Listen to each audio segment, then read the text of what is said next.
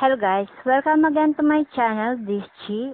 Our Bible verse for today is Romans 12 verse 6. So we are to use our different gifts in accordance with the grace that God has given us. If our gift is to speak God's message, we should do it according to the faith that we have. So, meaning to say that talent is a gift from God that we should use it properly. Okay guys, I have another talent which is drawing.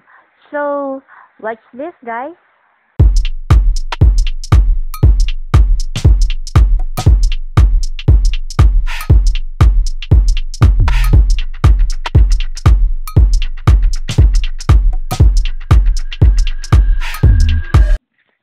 So, okay guys, some people think that they are not creative. It is very important to recognize our special gifts or talents, traits, or creative strengths in order to live life.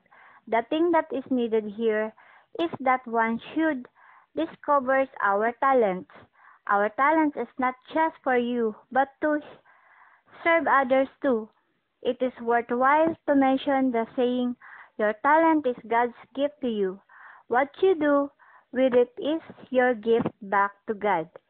In this way, it would be a great unjust if you hide your talents.